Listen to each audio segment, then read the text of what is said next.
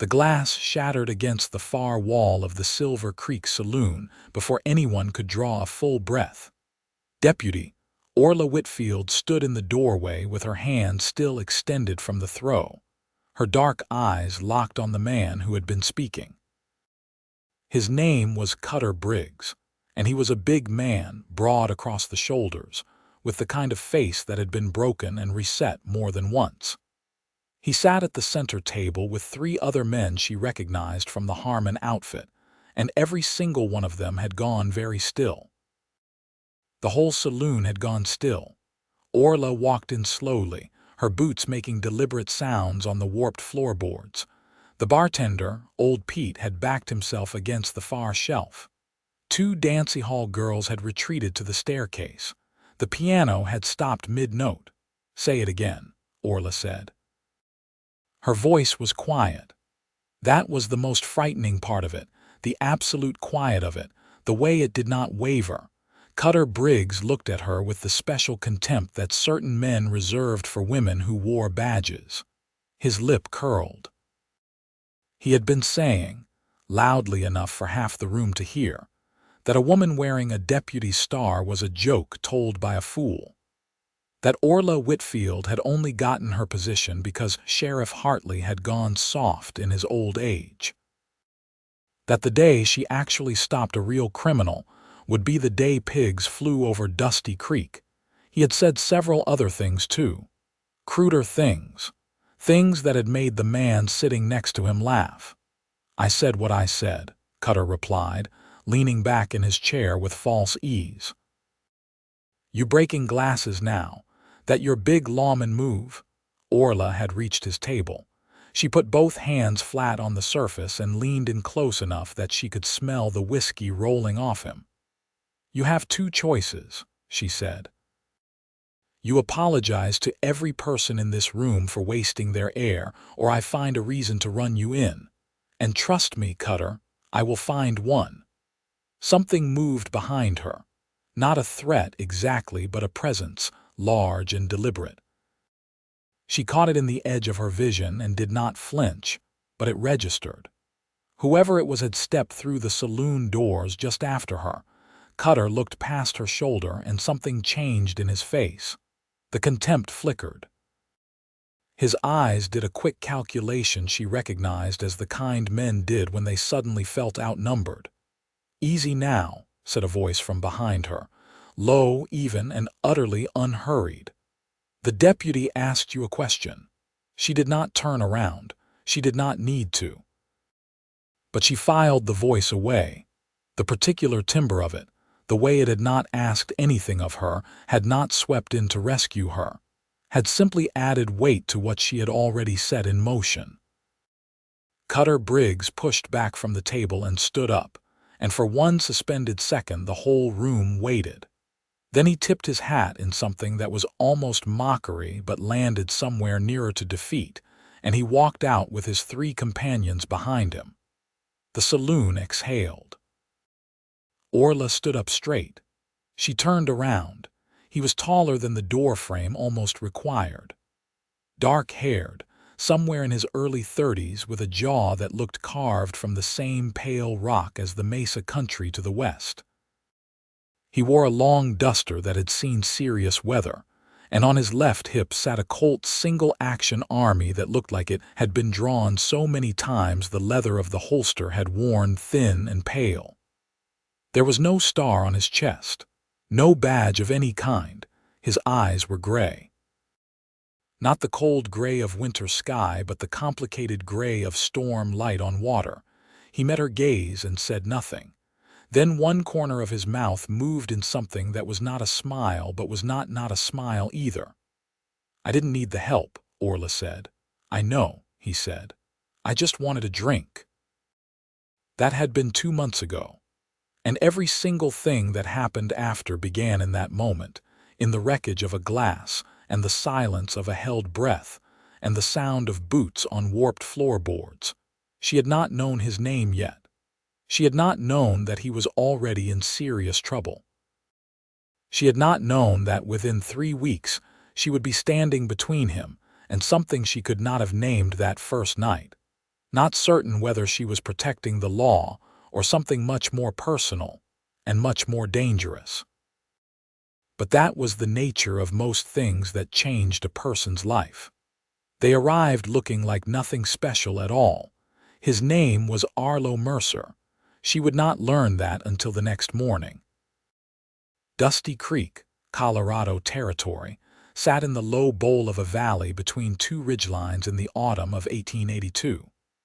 It was not a large town. It had a main street that was still mostly dirt despite 3 years of talk about laying wooden boards, a general store run by a widow named Mrs. Paulson, who kept the tightest credit ledger in the territory, a livery stable, a church that had been started and never quite finished, a telegraph office, and the Silver Creek Saloon, which was the beating heart and the moral rot of the place in about equal measure. It had a sheriff's office with 2 cells and a front room that perpetually smelled of coffee gone cold, and it had Sheriff Elias Hartley, who was 61 years old, had a bad hip from a wound he'd taken in the war, and who had deputized Orla Whitfield 18 months ago in a move that had divided the town into 2 camps with very little quiet middle ground.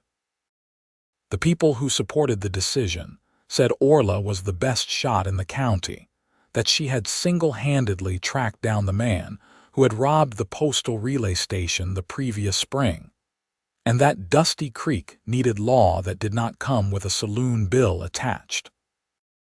The people who opposed it said things that were less generous and less accurate, and that Orla had mostly stopped listening to, because she found the sound of her own boots on the ground more useful than the sound of other people's opinions. She was 26 years old. She had grown up 40 miles north, on a cattle operation her father had run until his heart gave out when she was 19, and the bank had taken the land 6 months later. She had worked as a ranch hand, a trail cook, and a clerk at a land office before Hartley had handed her the deputy star and told her she had more sense and more spine than any man he had considered for the job. She believed in the law. Not blindly, she had seen enough of how it could be bent and buckled by men with money, but fundamentally in the bone-deep way that some people believed in water.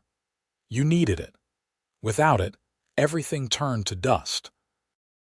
The morning after the saloon confrontation, she was in the sheriff's office running a cloth over her Winchester, when Hartley came in with his coffee and his paper, and sat down in his chair with the careful movements of a man who knew exactly what his body was going to complain about.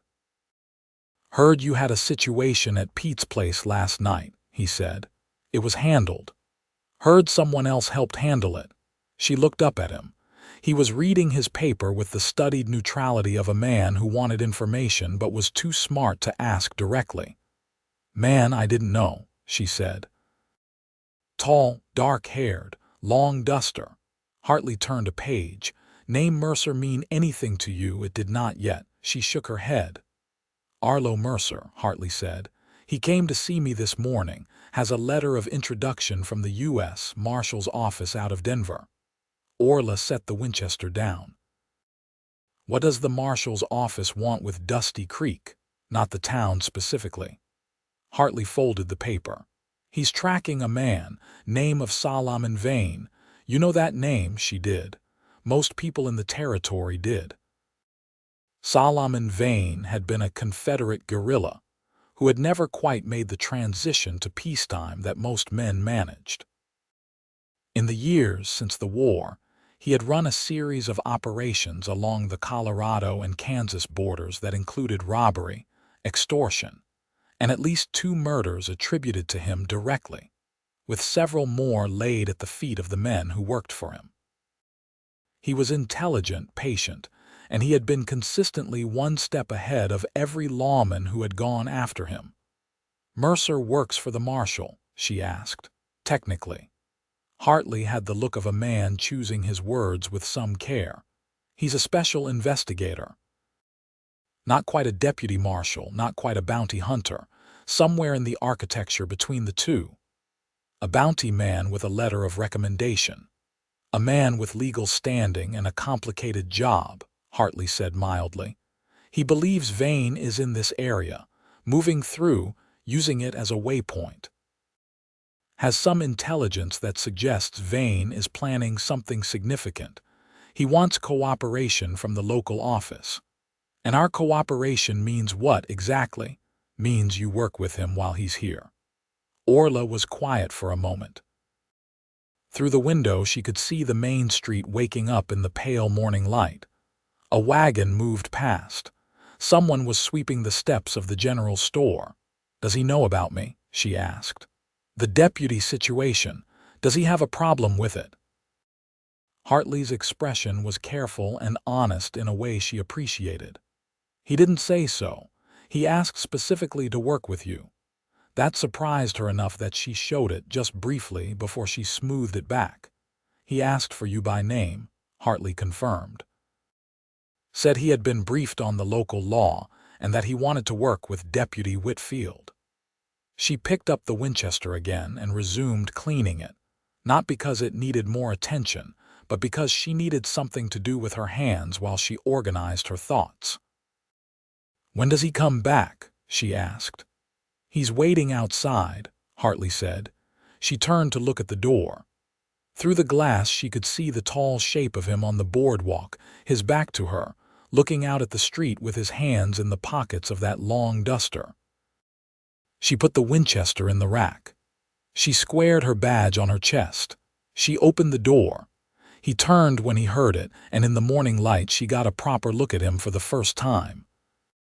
He was older than she had initially clocked, closer to 34 or 35, with the kind of face that had lived in weather for a long time.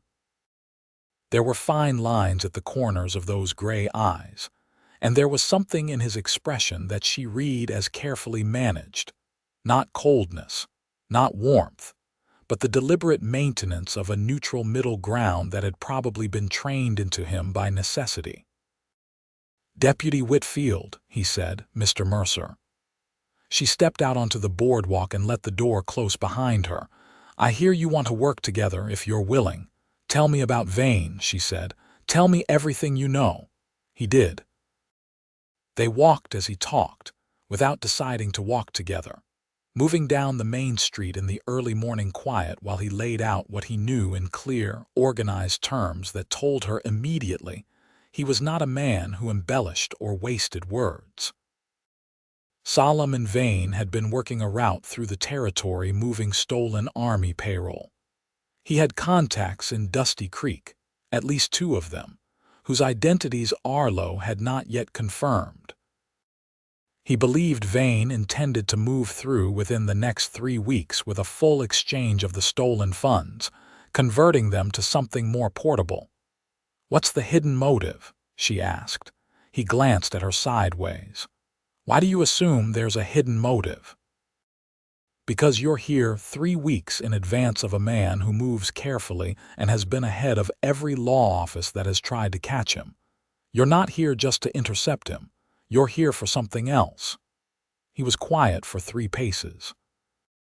"There is someone inside the marshal's office who has been feeding information to Vane. Someone who has been tipping him off every time a serious effort got organized. We don't know who. I was asked to come at this from an angle that does not look like an official operation, so that the person feeding information won't know it's been organized." Orla absorbed that. The implication of it settled in her with a certain cold weight. "So your being here is a trap," she said. "It's an opportunity," he said carefully. "A trap for Vane, and also potentially a way to identify who in the marshal's structure is dirty." She looked at him directly. "And nobody in the official structure knows you're here except the very top. Correct? That means if something goes wrong, you have very limited official backing. Also correct? You're working with significant personal risk attached," she said. "I have a dark past with Vane," he said quietly. It was the first time his voice had shifted from its controlled, even tone, and she filed that away immediately. "I have personal reasons for wanting him on top of the professional ones. The marshal knows that. It was part of why I was chosen. I won't stop." She did not ask about the dark past yet. She understood the measure of information that was appropriate to the size of a relationship still less than a day old. She asked instead about the contacts in Dusty Creek, about what Vane's pattern of behavior looked like when he was setting up an operation. They talked for an hour. By the time they had circled back to the sheriff's office, something had shifted between them without either of them having named it. It was the thing that happened when two intelligent people recognized each other's intelligence.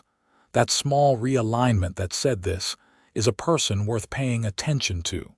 She showed him the town. Not as a tour.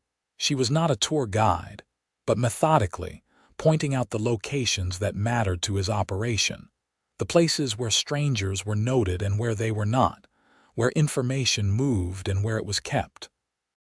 He listened to everything she said with the focused attention of a man who had learned that other people's knowledge was more valuable than his own assumptions. By noon, they had reached an understanding. He would stay at the hotel, establish a cover story as a land surveyor interested in buying property in the area, and would communicate with her through a daily check-in at the sheriff's office that would look, to anyone watching, like an ordinary citizen asking administrative questions. He was very good, she observed, at the performance of ordinariness, at looking like someone who was not what he was. She was not sure yet whether that quality made her trust him more or less. The first week was work and only work, and she was grateful for that because work was the thing she understood best. She knew how to observe, how to document, how to build a picture from small accumulated details. He was the same. They moved in parallel lines that crossed and recrossed, and gradually produced a shared map of what was happening in Dusty Creek that neither of them could have built alone. She identified one of Vane's contacts on the fourth day. It was the telegraph operator, a man named Gerald Finch, who had come to Dusty Creek 8 months ago, and who had been sending a pattern of messages to a relay point in Pueblo that looked ordinary until you understood the code built into the scheduling times. She showed Arlo the pattern on a piece of paper she had compiled over 3 days of careful observation. He looked at it for a long time, then he looked at her. "How did you see this?" he asked. "I notice patterns," she said simply. "This is exceptional work," he said. Not performed surprise. It was flat and genuine, the tone of a professional acknowledging another professional's skill. She felt something she was embarrassed to catalog as pleasure at the acknowledgement. "There's a second contact," she said. "I haven't confirmed it yet. But someone at the livery stable is sending someone information about which horses are being rented and to whom. I think Vane needs to know who is moving in and out of this area so he can plan his timing." "The livery stable man," Arlo said. "What's his name?" "Rupert Crane. He came with a reference from a ranch operation in New Mexico that, when I wrote to verify it, sent back a response that was polite but vague in the specific way that means the letter came from someone who is covering for someone." Arlo sat back. They were in the sheriff's office, the door closed, Hartley out on his rounds. The afternoon light came through the single window at an angle that lay a gold stripe across the desk between them. "You're very good at this," he said, not for the first time but differently. The first time it had been surprise. This time it was something closer to wonder. "I know," she said matter-of-factly, and saw the corner of his mouth move in that way she was beginning to recognize.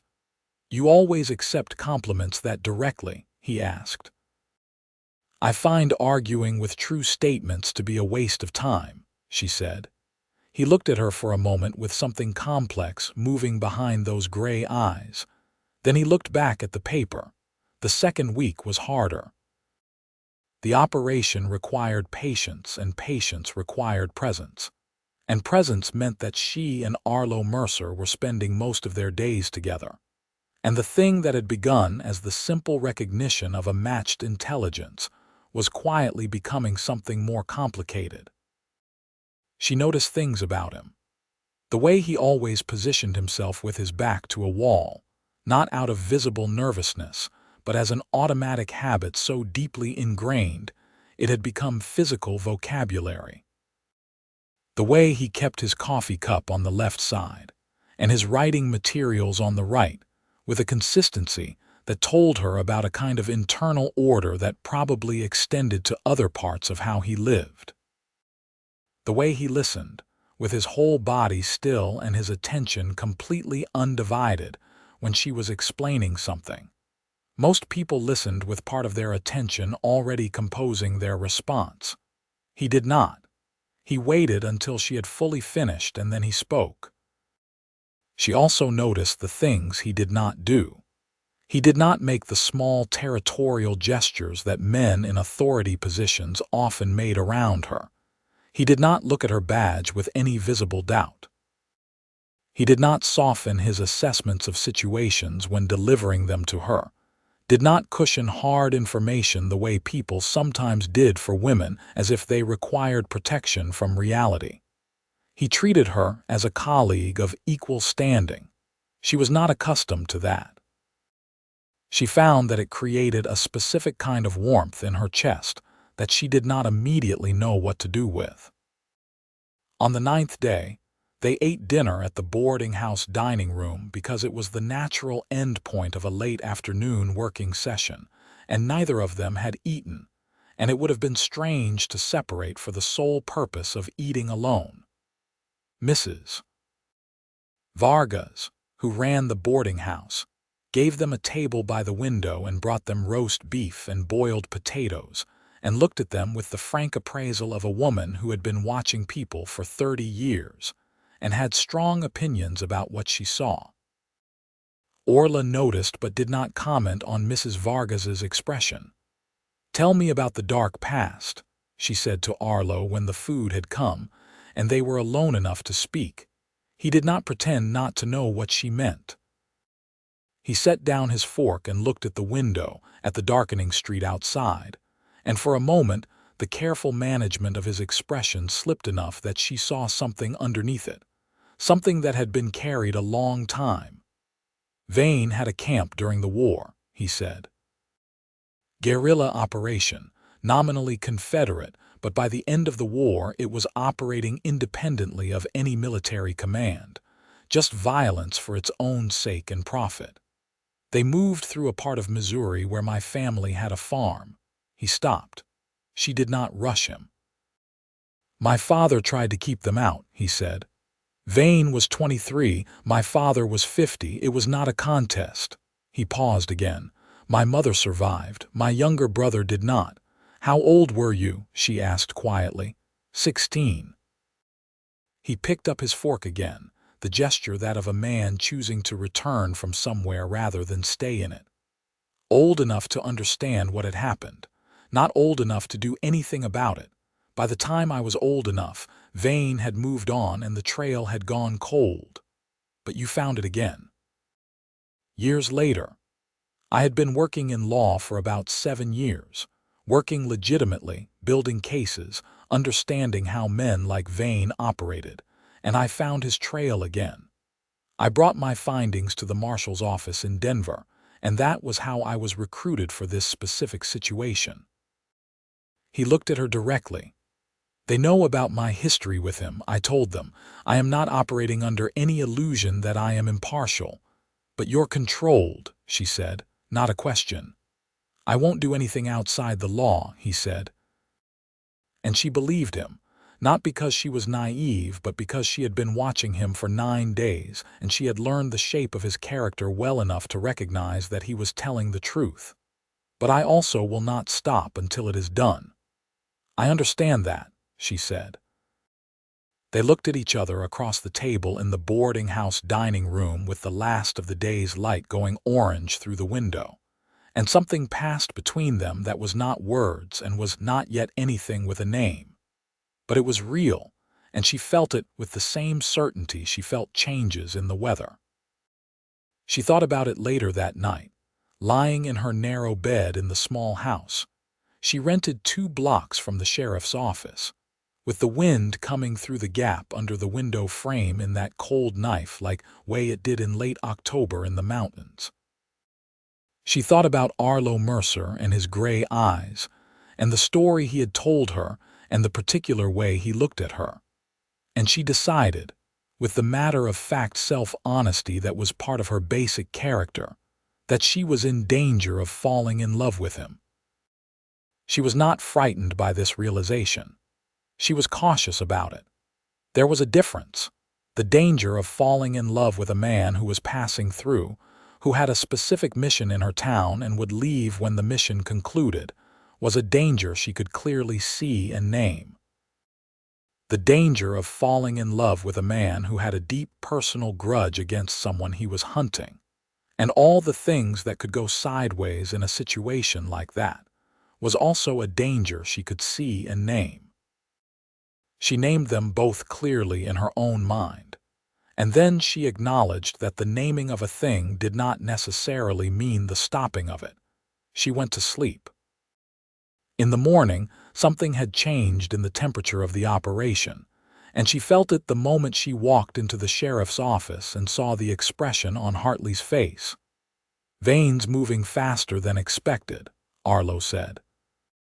He was already there, standing by the window with that posture of contained urgency that she was learning meant he had been sitting with difficult information long enough to organize it. "I got a communication from Denver early this morning. He's been seen in Pueblo." That puts him roughly a week out instead of 2. Hartley was sitting with both hands flat on his desk. "What does that change?" "The timeline for dealing with the contacts," Orla said immediately, already working through it. "If we move on Finch at the telegraph office now, Vane will know within 24 hours because Crane at the livery will find a way to get word out. We have to take them simultaneously. Or we leave them in place and use them," Arlo said. She looked at him. He was already looking at her. "We feed false information through the telegraph," she said, seeing where he was going. "Make Vane think the route is clear when it is not. We use Finch and Crane without them knowing they are being used." "Is that possible?" Hartley asked.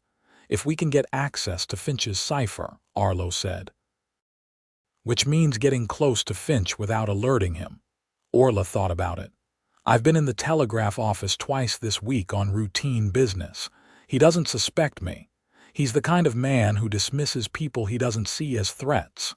She paused. "He underestimates me specifically." "That's useful." Something moved across Arlo's face, not anger exactly, but close adjacent to it. "Because you're a woman. Because I wear a badge in a town where half the men don't take that seriously," she said practically. "It's a prejudice that has been a nuisance for 18 months. Tonight it becomes an asset." He looked at her for a moment with an expression that was complicated and layered and that she did not have time to fully read right now. "All right," he said. "What do you need?" she told him. He listened with his complete, undivided attention, in the way she had come to rely on, and when she was done, he had 2 adjustments to suggest that genuinely improved the plan. And she incorporated them without pride or resistance, because they were good adjustments and good information did not care about its origin. That night, in the 20-minute window between Finch's supper at the boarding house and his return to the telegraph office, Orla went through the back of the building with a set of lock picks that had been confiscated from a professional thief 2 summers ago and had quietly become part of her own toolkit. She found Finch's cipher in the second drawer she checked, written in a notebook with a green cover, and she copied it onto paper in a hand so quick and clean that she was back out the window and 3 blocks away before the full 20 minutes were up. Arlo was waiting in the alley behind the sheriff's office. She handed him the copy. He looked at it. "This is his cipher." "Yes. You got this in less than 20 minutes. 18 minutes, she said. "I had 2 to spare." He looked at her with those storm-light eyes in the dark of the alley, and she could see that he was fighting with something. "You are remarkable," he said. The word landed with more weight than she expected it to carry, and she felt it in her chest in the specific and inconvenient way she had been trying to manage. "We should decode what he's already sent and figure out the key points," she said, and led the way inside before the moment could develop into something she was not ready to navigate. The decoded messages took 3 hours. They worked at the sheriff's office desk, side by side, with Hartley asleep in his chair by the stove and the lamp turned low, and the closeness of it was both professional and intimate in the way that shared intense work could be.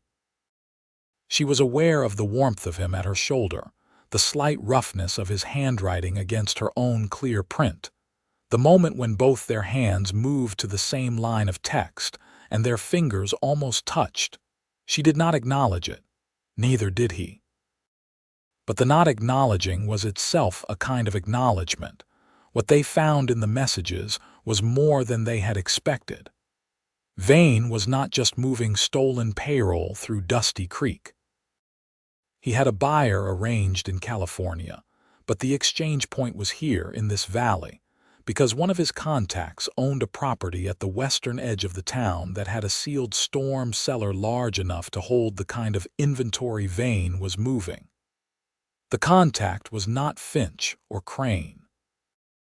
It was someone they had not identified yet.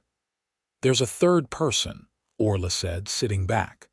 "Someone who owns property near the western ridge," Arlo said. He was looking at the map they had drawn of the town on the back of a broadside. "That narrows it considerably." She thought through the western edge of Dusty Creek. 3 properties, maybe 4, that sat close enough to the ridge to match the description in the decoded messages. One of them was the widow Paulson's property, and she dismissed that immediately. Mrs. Paulson had been the town's moral backbone for 15 years. One was the livery stable, and Crane was already in the picture in a different role. One was a property that had changed hands twice in the last 2 years and currently appeared to be unoccupied. "The empty property," she said. "On Millbrook Road." "Who holds the deed?" he asked. "I can check the land records at the county office in the morning," she said. He nodded. Then there was a pause in which neither of them spoke, and the only sound was the small domestic noise of Hartley breathing in his sleep and the pop of the stove. "You should get some sleep," he said. "So should you." "I don't sleep well." "Since when?" "Since Missouri." He said it simply, without self-pity. She looked at him in the low lamplight. He was looking at the map with the expression she had learned meant he was seeing something that was not in the room. "Arlo," she said. He looked up. She had not used his given name before. She had called him Mercer in the professional way, the badge and order way. The name in her mouth with its 2 short syllables felt different from that. "When this is over," she said, "I would like to know what happens next." She held his gaze while she said it, because she was not a person who looked away from things she meant. He looked at her for a long moment with something she could not fully name, but that felt like the specific combination of want and fear that she recognized from her own chest. "When this is over," he said quietly, "I would like that too." That was all. She took her coat and her hat, and she walked home through the cold October night with the stars incredibly bright and close above the valley, and something warm and terrifying moving through her that she had no intention of stopping. The next morning she pulled the land records and found that the empty property on Millbrook Road was registered to a business entity called the Continental Survey and Property Company, which was a name that was either coincidental or pointed directly at Arlo's cover story in a way that felt deliberate and unsettling. She did not mention this to him immediately. She spent 2 hours tracing the business entity through the county records. through the territorial records she requested by telegraph to the capital, and through a careful reading of the property transfer documents that had been filed when the land was sold 18 months ago. What she found did not feel like coincidence. The Continental Survey and Property Company had been registered by a man named Edmund Hare, who had a listed address in Denver, who had made 2 previous property purchases in areas that Vane had subsequently used for operations. Edmund Hare was not Solomon Vane. She verified that against the physical description she had from the marshal's intelligence. But Edmund Hare was someone operating in Vane's orbit with enough legal sophistication to set up shell companies. And the name Continental Survey had been Arlo's cover story, the one the marshal's office had given him. She brought this to Arlo and watched his face very carefully as she laid it out. He went very still. Not the stillness of guilt, she assessed, but the stillness of a man receiving information that had immediate and serious implications. "The man inside the marshal's office," he said slowly. "The one feeding information to Vane. Set you up with a cover story that used the same name as one of Vane's existing shell companies," she said. "So that if anything went wrong, if any document was traced, it would look like I had a connection to Vane's operation." "It's a trap," she said. "You were set up to look compromised if the operation failed." He stood up and moved to the window and stood there for a long moment. She watched the tension across his shoulders, the rigid line of his back. "And the person inside the marshal's office who arranged this would have known I was coming," he said. "Would have told Vane you were coming," she said. He turned around. "Which means Vane already knows I'm here." The full weight of that landed in the room. "He's been watching you since you arrived," she said. "He's been letting you work because he knows you've been set up. He thinks when this plays out you'll be the one who gets blamed." "He'll move sooner," Arlo said. "If he thinks everything is in place and I'm about to become a problem he doesn't need to deal with himself. He'll move in the next 48 hours, she said. They looked at each other across the room. "We need to move tonight," she said. He looked at her with those complicated gray eyes, and she saw the moment when the full measure of trust arrived in his expression. Not partial trust, not working relationship trust. The full and real thing. "Tell me the plan," he said. She had one. She had been building it in the back of her mind since the moment she had read the land records. They would use the cipher to send Finch a message, in Vane's pattern, directing the exchange to happen at the Millbrook Road property the following evening. This would either accelerate Vane's move onto their prepared ground, or it would alert him that something had changed, in which case his response would tell them what they needed to know about how much he actually knew. Simultaneously, she would take the evidence she had compiled on the Continental Survey and Property Company connection directly to Hartley, and Hartley would telegraph the U.S. Marshal's office in Denver, not through the usual channels, but through the federal judge's office, which had its own independent wire, providing documentation that protected Arlo's position before anything happened. Arlo had one addition. He had been carrying, for the entire operation, a sealed letter from the marshal's lead deputy that he had been instructed to open only in an emergency. He opened it now. It contained the name of the man inside the office who was suspected of the information leak. The name on the paper was a deputy marshal named George Tannen. They had been working the problem from every angle. George Tannen. She did not know the name personally, but she would have Hartley verify it through the federal judge's wire. "This is enough," she said, looking at everything they had built in front of them.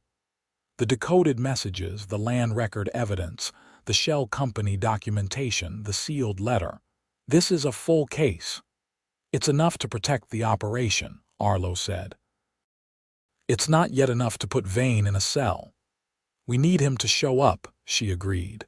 "He will," Arlo said. "He's not a man who backs away. If he thinks everything is in place, if the message goes through Finch tonight the way we're planning, he will come because he believes he has control of the situation. And instead, we will have control of the situation," she said. He looked at her.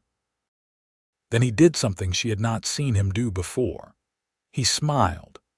A real smile, full and unhurried, that changed his whole face and brought something warm and almost startlingly young into those old, careful eyes. She felt it like a hand pressed flat against her chest. "I believe you are right," he said. They worked through the afternoon. Hartley, fully briefed, sent the telegram through the federal judge's office. Arlo sent the false message through Finch's cipher that evening, timing it to match the pattern Finch had established so it would read as organic. Orla positioned herself to watch Crane at the livery stable and documented the moment when he received the information from Finch, and went very briefly quiet in the specific way of a man who had just been handed a time and a place. Vane would know by midnight. She was certain of it. She went home and slept 3 hours with her boots on, and her rifle within arm's reach, which was how she slept when she needed to sleep fast and clean without settling in. She was back at the sheriff's office before 4 in the morning. Arlo was already there. They looked at each other in the pre-dawn quiet, the lamp low, the cold seeping through the walls. "Did you sleep?" she asked. "A little," he said, which she suspected was a partial truth told with more optimism than accuracy. There were shadows under his eyes that had the settled quality of long residence. She poured coffee from the pot on the stove, handed him a cup, poured her own. They stood at the window looking out at the dark Main Street. "I have been thinking," she said, "about what you said. About when this is over." He was quiet, waiting. "I want you to understand something about me," she said. "I don't do things partially. If I'm going to be in something, I'm in it all the way. I don't have a version of myself that does things halfway." "I know that," he said. "I have been watching you for 2 weeks. Then you should also know that what I said last night was not said carelessly." He turned to look at her, and the expression on his face in the lamplight was the most unguarded she had seen from him. All the careful management of himself had gone quiet, and what was underneath it was something very direct and very certain and very warm. "Nothing I said last night was said carelessly," he told her. They stood together in the sheriff's office in the dark hour before dawn with their coffee cups and their rifles and the whole weight of what was about to happen pressing in from all sides. And the moment between them was very still and very real. She wanted to kiss him. She did not. Not yet. Not with Vane still outstanding. But she held the wanting of it close and clear as a lamp flame, and turned back to the window and waited for the day to begin. Vane came that night. He came the way she had predicted, with 6 men, riding in from the west along the ridge trail that approached Dusty Creek from the blind side where the moon did not reach. She had positioned herself at the north end of Millbrook Road 2 hours before she expected them. Arlo was at the south end. Hartley was at the property itself with 2 men he had quietly deputized that afternoon from among the town's more reliable citizens. She heard them before she saw them. The sound of horses on the dirt track, measured and quiet. 6 riders, and then she made out the 7th in the center of the group. A man who sat his horse with the particular ease of someone entirely accustomed to moving through darkness with bad intentions. Solemn and vain in person was less impressive than his reputation had built him to be. He was a thin man, mid-50s, with a narrow face and the kind of stillness that could read as calm until you understood that it was actually the absence of empathy. She had seen that quality before in a few men. It was never a good sign. She let them reach the property. She let them get inside. Then she and Arlo moved. The details of it were not complicated. Good preparation makes most operations less dramatic than they look from the outside. Vane's men were in a space they did not know in the dark, coming off what they thought was a safe approach. Orla and Arlo came through the two entry points simultaneously, while Hartley and his men covered the exit routes. There were 3 minutes of shouting and the sound of scuffle, and one of Vane's men fired his weapon into a ceiling, and another ran and was caught by one of Hartley's men at the edge of the property. Vane himself did not fight. She would think about that later. He assessed the situation with the fast, cold calculation of a man who had survived this long by knowing when to fold, and he put his hands up before she had even fully come through the door. She looked at him across the dark space of the storm cellar. He looked back at her. "Deputy," he said, with the particular inflection that made the word an insult. "Solemn and Vane," she said, "you are under arrest." He looked past her at the doorway behind her, and she knew without turning that Arlo had come through the other entry. She heard it in the quality of the silence that followed, the way Vane's eyes changed from cold calculation to something older and more specific. "Mercer," Vane said, not surprise, recognition. "They sent you." "I came," Arlo said quietly. "There's a difference." Vane made a small sound that might have been a laugh. "And here you are. The law." His eyes moved to Orla. "They let you people deputize women in this county now. They let us deputize competent people," she said pleasantly. "Hands behind your back." She put the irons on him herself, click and lock, and walked him out into the cold night air where the stars still burned with their mountain clarity. Hartley had the other men secured. The inventory in the storm cellar was intact. The stolen army payroll, still in its strongboxes, and several other items that were going to make the federal case against Vane substantial and complete. She handed Vane to Hartley and turned to look for Arlo. He was standing just outside the property fence, looking up at the sky. She walked to him. He heard her coming and turned, and in the pale starlight she saw on his face the expression of a man who had just set down something he had been carrying for a long time. It was not triumph. It was quieter than that. It was the specific, exhausted relief of the resolved. "Is it what you needed it to be?" she asked. He thought about that. "It won't bring back what was taken," he said. "It never does, but it is done." He looked at her. "It is done." She reached out and put her hand over his. Not a gesture she had planned. It was simply the truest thing her body knew to do in that moment, the correct and unreserved response to the weight she saw in him. His fingers turned and took hers. They stood there by the fence in the cold mountain night with Dusty Creek asleep at their backs, and the stars overhead and Vane in irons 20 feet away, and they held on. The next 2 days were administrative in the relentless way that legal proceedings always were. Vane and his men were housed in the Dusty Creek cells, and the county sheriff from the next town over came to assist with the overflow. Federal marshals arrived from Denver, the real official presence, not the leaked, compromised version, but the clean, reliable ones who had been kept separate from George Tannen's information network. They brought documentation that confirmed everything Orla and Arlo had assembled, and they processed the arrests with the thorough, humorless efficiency of men who had waited a long time for this particular outcome. George Tannen in Denver had been taken into custody the same morning, simultaneously with Vane's arrest, in a coordinated action that had been organized the moment Hartley's telegram through the federal judge's wire had confirmed everything Arlo carried in his sealed letter. That thread, at least, was clean. Arlo was in and out of meetings with the federal men for 2 full days.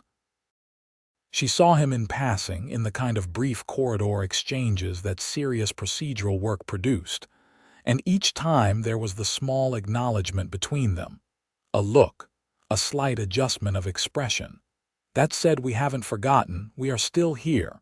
This still applies. On the third morning after the arrest, the federal delegation had what it needed and began preparing to move Vane to Denver for formal trial.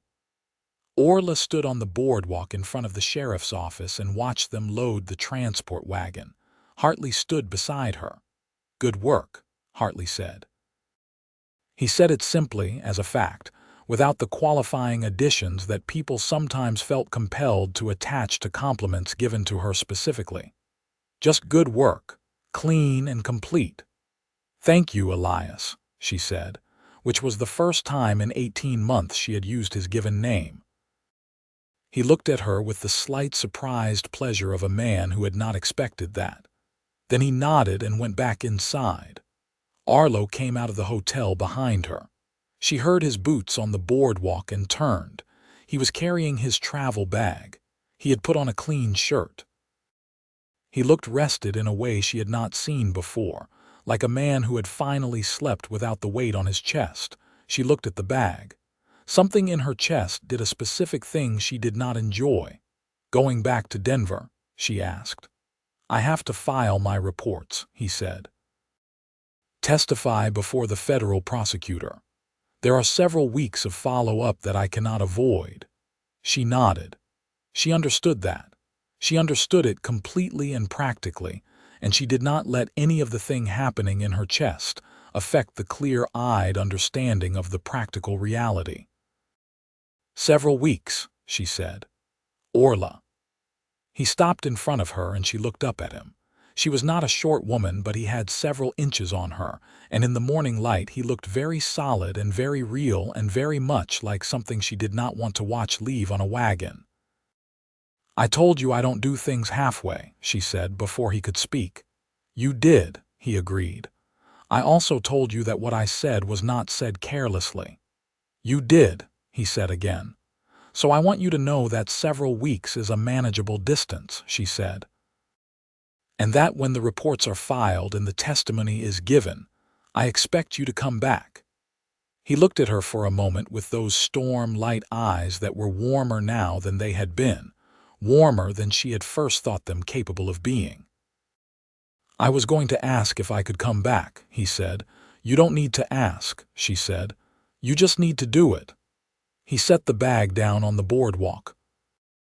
He took her face in both hands in the careful, deliberate way of a man who understood the weight of a gesture and did not take it lightly. And he kissed her in full view of the main street of Dusty Creek, Colorado territory, with the morning sun coming bright over the eastern ridge and the wagon horses stamping in the cold air, and at least 4 people she was aware of watching from various positions. She kissed him back with the same completeness she brought to everything else. When they separated, he picked up his bag, and she straightened her badge, and Cutter Briggs, who happened to be walking past on his way to the general store. Cutter Briggs, who had sat at that center table in the Silver Creek Saloon 3 weeks ago, and said what he had said loudly enough for half the room to hear, stopped dead on the boardwalk and stared. Orla looked at him. Cutter Briggs looked away first. He kept walking. Arlo watched this with a contained expression that she could now read clearly enough to know was amusement being held very carefully. "I'll be back," he said. "I know," she said. She watched the wagon go until it turned at the end of the main street and disappeared behind the general store. And then she turned and went to work because there was always work. And work was something she was very good at. And also because she was not a person who stood and watched the horizon. She went toward things. 6 weeks passed. She received 2 letters from Denver, written in his careful, economical handwriting on official marshal's office paper, and she wrote 2 back on the plain paper she kept in her desk drawer. And the letters were factual and informational, and also full of the particular language that forms between 2 people when they are in the early stages of learning the specific dialect of each other. She reorganized the evidence storage in the sheriff's office. She finally resolved a long-running dispute between 2 ranchers on the eastern side of the valley that had been generating complaints since early summer. She helped Mrs. Paulson recover a stolen shipment of dry goods from two men who had thought the widow's store was an easy target, which it was famously not, and she apprehended both men with a minimum of fuss and a maximum of efficiency. She also, in quieter moments, thought about Arlo Mercer with a frequency and a specificity that she found both inconvenient and entirely acceptable. She thought about the way he listened, the way he kissed her, steady and sure, the way he had stood outside the fence in the starlight with his face full of resolved grief, the way he had treated her, from the very first day, as a fully competent and equal presence in the work they shared. On the 43rd day after he left, she was in the middle of drafting a report when the door of the sheriff's office opened. She looked up. He had gotten a new hat. It was a slightly better hat than the previous one, and she noted it immediately because she noticed everything. "The hat is an improvement," she said. "Denver has a better hat selection than Dusty Creek," he said. He closed the door behind him. He was not carrying a travel bag. He was carrying a larger bag, the kind that contained more than 2 weeks of necessities. She looked at the bag. "I requested assignment to the district office in Colorado Springs," he said. "It was approved 3 days ago. Colorado Springs is approximately 120 miles from Dusty Creek." She stood up. "That is a manageable distance," she said. "I thought so." He looked at her with the warm, storm-light eyes that she had been thinking about for 43 days. "I also thought that if you were willing, the manageable distance might eventually become unnecessary." "Are you asking me something?" she said. "I'm telling you something," he said. "And working up to asking something." "Work faster," she said. He laughed. It was the first time she had heard him laugh, and it was a good laugh, full and real, and it did significant things to the general temperature of the room. "I am telling you," he said, walking toward her, "that I have thought about nothing but coming back here for 43 days. That I told my colleague in Denver about a deputy in Dusty Creek, who is the most capable person I have ever worked with and also the most compelling. And that my colleague told me I sounded like a man who had made a decision without knowing he had made it yet." "Your colleague sounds perceptive," she said. He had reached her. They were very close. "I am also telling you," he said, "that I understand what you meant when you said you don't do things halfway. And that I want to ask you not propose yet, because I understand the sequence of things and I have not known you long enough for that to be the right question, but I want to ask if you are willing to let me stay in this area, in this life, near you, and see where this goes." She looked up at him. He was looking at her with the full, unguarded openness that she had seen only in the starlight before, and it was even more significant in the ordinary daylight of the sheriff's office. "Yes," she said. He kissed her again, and this time there was no transport wagon waiting and no operational timeline pressing. And she put her hand against his chest and felt his heart going fast and knew hers was matching it.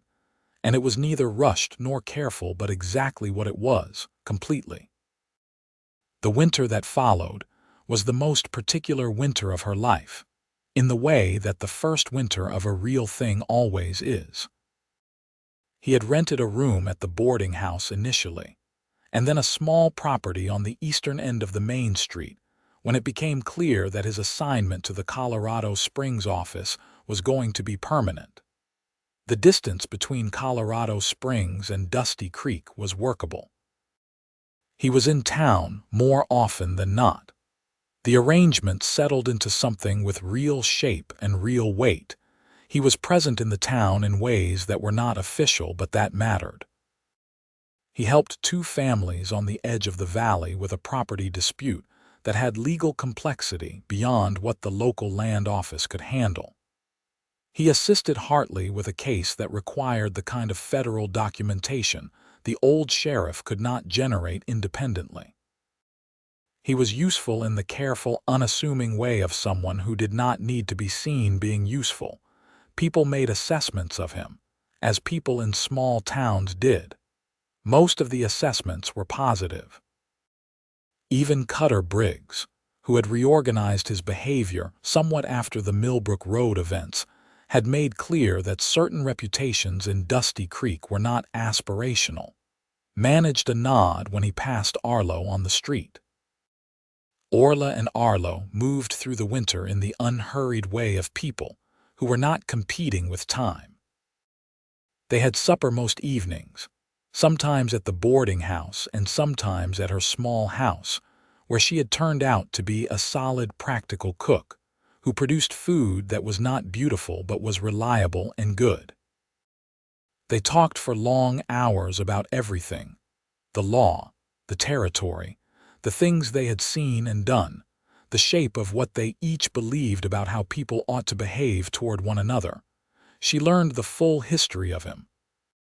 The farm in Missouri, the war years, the decade of working law in various capacities that had taken him from Missouri to Kansas to eventually Colorado, the specific skills he had built and the specific things that had cost him along the way. He learned the full history of her. The cattle operation and her father's death and the hard years after, the sheriff's office and the 18 months of making herself indispensable to a position that half the town had told her she had no business holding. She learned that he had nightmares occasionally that left him rigid and sweating in the dark, and that the right response to them was not to make a fuss but to be simply present, which she was good at in ways she had not previously known about herself. He learned that she had a habit, when she was under significant stress, of reorganizing physical spaces as a way of imposing order on things she could not directly control, and that this was best acknowledged and allowed to complete itself rather than interrupted. They were learning each other's weather. That was what it felt like to her, learning when to stand back and when to move closer, when to speak and when to let the silence work. By February, she knew she was going to marry him. She did not tell him yet because it was February and she had only known him since October, and she was a practical woman with a clear sense of appropriate timing. But she knew, with the same bone-deep certainty she brought to everything she fully understood, that it was true. She also knew, without needing to negotiate it, that she was keeping the badge.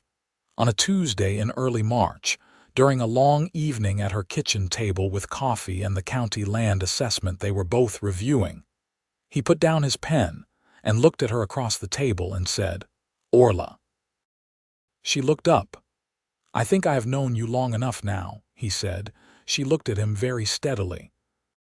He reached into the inside pocket of his coat and brought out a small box that was clearly a jeweler's box, old and slightly worn in the way of something carried for a while and re-examined regularly. He set it on the table between them.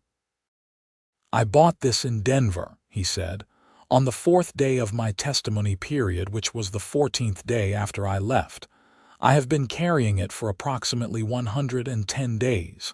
She looked at the box. She looked at him.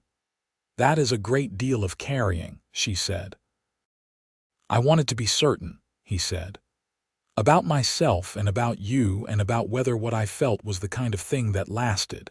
And it lasted, Orla. Every single day I have been more certain and not less. You are the most extraordinary person I have ever known. You are brave and precise and honest, and you have a quality of caring about the right things so completely that it realigns everything around you." His voice had gone to the particular quiet that she knew meant he was speaking from a very direct and unguarded place. "I want to be in your life. All the way in.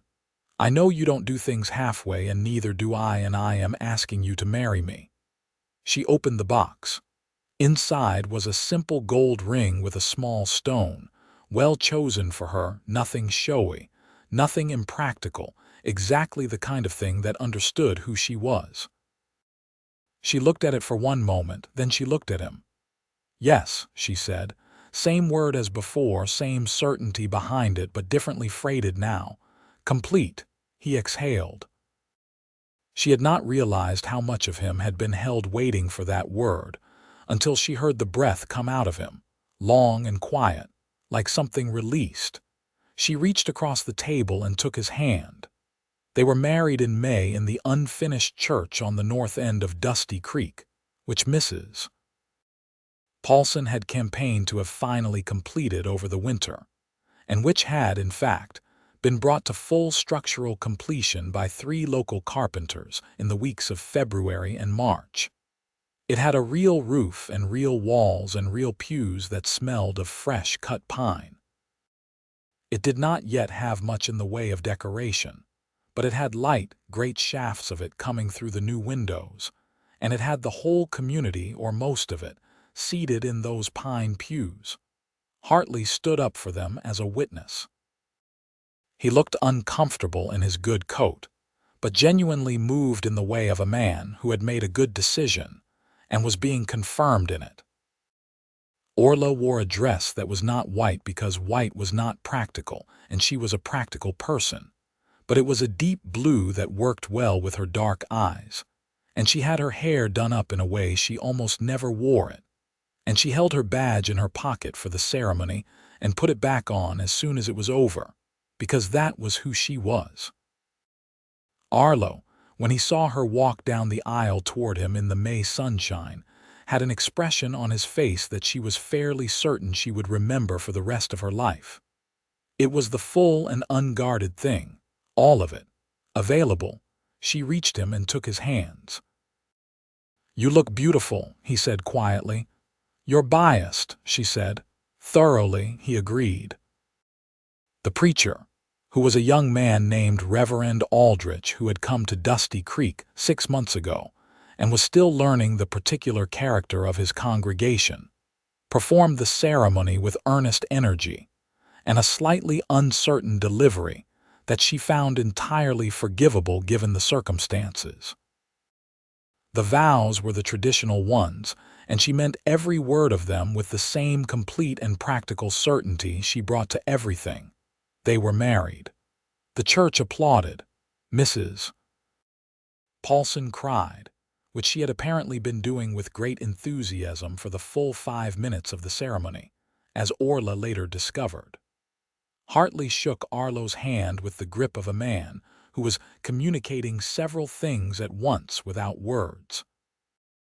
The town had a gathering at the Silver Creek Saloon that evening, which was the largest indoor space available for events, and old Pete had made a real effort with it. The tables cleared to the walls, lanterns hung, decent whiskey opened. There was fiddle music and dancing, and she danced with her husband in the light of the Silver Creek Saloon in the exact spot where she had thrown a glass, 3 months before she even knew his name. She thought about that. About the specific geography of it, how things turned on moments so small and fast that you could not have known they were turning. "I'm thinking about the glass," she told him, during a pause in the dancing. He looked around. "You threw it right over there," he said, locating it with the accurate spatial memory she would never stop being impressed by. "If I had not thrown that glass," she said. "If I had not been there to back you up," he said. "I did not need the backup." "I know," he said, exactly as he had said that night, with exactly the same quality to it. "I just wanted a drink."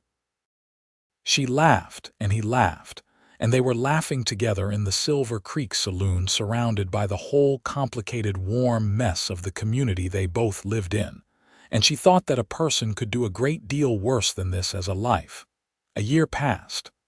Then another. Dusty Creek grew slowly, the way honest towns do, not with the feverish rush of a mining strike, but steadily, person by person, business by business. A proper hotel replaced the boarding house. The land office expanded. A new telegraph station was built with better equipment. The road through the main street finally got its wooden boards. Orla remained deputy under Hartley for 2 more years, and then, when Hartley retired to his sister's place in Santa Fe with the bad hip that had earned arrest, she ran for sheriff. The election was contested. There was opposition from 2 men who held the same views as Cutter Briggs, though neither expressed them as publicly given what they had observed of how Orla Whitfield handled disrespect. She won by a significant margin. The day the vote was certified, she stood in the sheriff's office, her office now, behind that desk that had always smelled of cold coffee. And Arlo came in and stood across from her, and she saw the expression she had first learned to read in that office, the complicated, warm thing behind his gray eyes. "Sheriff Whitfield," he said. "That will require adjustment," she said. Her name was Mercer now on the legal documents, though she had kept Whitfield on her badge and in her professional capacity, and in the memory of the woman who had built this from nothing. "Sheriff Mercer Whitfield," he tried. "I will allow that," she said. He crossed the room and kissed her in the new familiar way that was completely unhurried and completely certain, and she put her hand against his chest in the way she always did, feeling his heart. Their son, Thomas, was born in the summer of 1885. He was a remarkably loud and opinionated baby who arrived in the middle of a July heat wave, with a great deal of drama and healthy lungs, and a head of dark hair that was clearly his father's genetic contribution. Arlo sat with Orla through the whole of it, because he was that kind of man and she was not going to pretend she had not needed him there. And when Thomas arrived and was placed in her arms, she looked at this new and entirely unexpected development. She had been prepared for a baby in theory, but the actuality of a specific particular person with a face was something of a different magnitude, and felt something enormous and unmappable move through her. Arlo was looking at Thomas with the same expression she had seen outside the property fence in the starlight after Vane's arrest, the resolved thing, the set-down weight, but different now. There was no grief in it. There was only the plain, absolute wonder of something new. "Hello," Arlo said to Thomas, very quietly. Thomas was not impressed by this greeting. He had strong opinions about the immediate world and was expressing them loudly. Orla laughed, which hurt, but was also entirely worth it. Thomas grew. He was, she observed, going to be a tall child. He had his father's gray eyes and her dark hair, and a general temperament that combined the best of both of them, and also several entirely new characteristics that appeared to be purely his own. He was curious about everything. He was fearless in the matter-of-fact way that she recognized and loved. He had, by the age of 2, figured out how to open the gate on the back fence, and was regularly found in the neighbor's garden examining the chickens with scholarly intensity.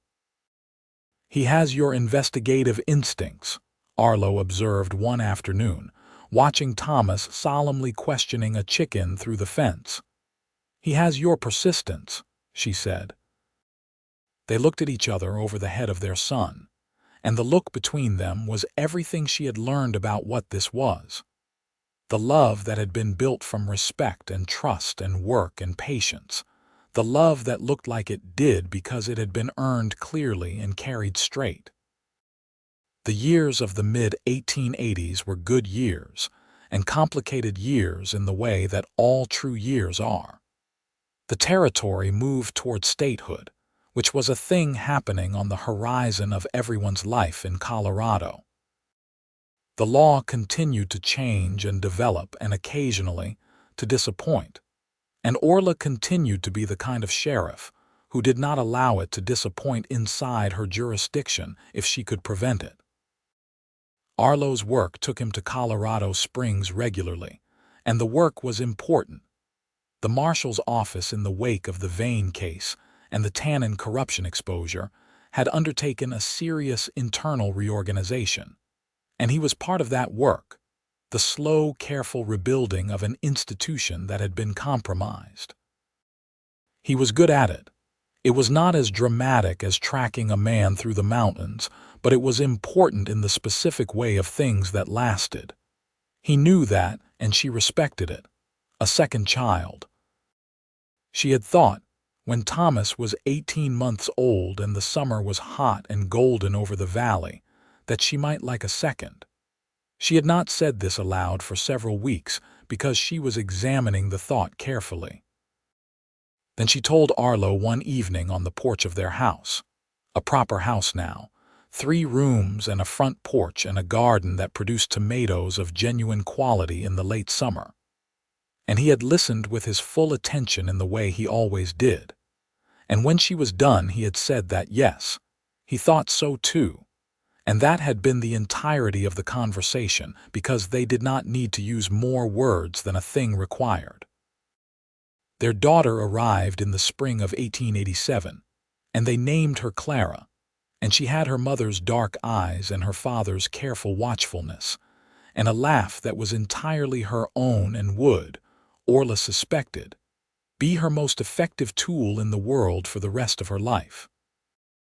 Thomas examined his new sister with great seriousness and declared, after a full minute of assessment, that she was acceptable. He then went back to his current project, which involved a collection of interesting rocks he was sorting by some classification system legible only to himself. Orla sat in the spring afternoon light of their bedroom with Clara sleeping on her chest, and felt the full measure of her life in all its weight and texture. The badge in the drawer of the bedside table, the rifle in the corner, the sound of Thomas's boots on the front porch, the smell of coffee from the kitchen where Arlo had gone to make supper. The valley outside the window with its ridgelines going gold in the declining sun. She thought about the girl she had been at 19 with a dead father and a bank-taken ranch, and nothing clear ahead. She thought about the deputy she had been at 26 with a star on her chest, and a town divided on the question of whether she ought to be allowed to wear it. She thought about the morning she had walked into the Silver Creek Saloon and thrown a glass. She thought about boots on warped floorboards and a voice that had said, simply, "The deputy asked you a question." All roads led from that moment. All of it. Arlo came back into the room with 2 cups of coffee and saw her looking at him with the expression she was not trying to manage. "What?" he said. "Nothing," she said. "Sit down." He sat on the edge of the bed beside her, careful not to wake Clara. He handed her the coffee. She leaned against his shoulder. He put his arm around her and they sat together in the spring afternoon with their daughter sleeping between the steady rhythm of their 2 heartbeats, and the town went quietly about its life outside the window. "I have been thinking," she said. "Tell me," he said. "I have been thinking that I am very glad you wanted a drink that night," she said. He was quiet for a moment. She felt him look at her, then look at Clara, then look at the window. "So am I," he said, with the quiet certainty that was the most reliable sound she knew. She drank her coffee. He kept his arm around her. Outside, Thomas had apparently persuaded a neighbor's dog to come look at his rocks and was now explaining the classification system to it with the earnest patience of a natural teacher. The dog sat in the late sun and looked at the rocks with dog-like willingness. She would tell this story to her children. Thomas, who was serious and curious, and growing so fast she sometimes missed a week of it between one look and the next. Clara, who had the laugh and the watchfulness, and who was going to be, she suspected, something nobody had quite seen before. She would tell them. There was a night in the Silver Creek Saloon, and she threw a glass, and the whole shape of everything began to change. She would tell them. Your father walked into a dangerous situation because it was the right thing to do, and he stood beside someone who did not ask for help, but who was worth standing beside, and that is the truest kind of courage there is. She would tell them, the law is not perfect, but it is the line between what people are and what they could be at their worst, and holding that line is worth something real. She would tell them, When you find someone who sees you as you actually are, not the diminished version that other people find more comfortable, but the whole and full thing, hold onto that. That is rare, and it is worth everything. Arlo pressed his lips to her hair and said nothing because nothing needed to be said, and the afternoon light moved across the room in its slow, reliable way, the way of all light everywhere, which cared nothing for human drama and proceeded regardless, constant and gold and fully sufficient. Dusty Creek went on. The winter of 1887 was hard and long, and they weathered it as the town had learned to weather things, collectively, with the particular stubbornness of people who had chosen to build their lives in difficult country, and were not interested in pretending it was otherwise. The spring that followed was beautiful in the disproportionate way of springs that come after hard winters, every color brighter, every morning more convincing than the last. On a morning in that spring, Orla stood on the boardwalk outside the sheriff's office in the early light with her coffee in her hand and her badge on her chest, and the sound of the town waking up around her. Wagon wheels, voices, the hammer from the new construction going up 2 blocks east, and she felt the sum of it with a clarity that was almost physical. Arlo came out of the door behind her with his own coffee and stood beside her. They watched the morning come. "Good day," she said. "Good day," he agreed. They stood together on the boardwalk of Dusty Creek, Colorado Territory, in the spring of 1888, with their lives built large and specific and real around them. And the sun came over the eastern ridge in the way it always did, reliable and gold, and everything was exactly and completely what it ought to be.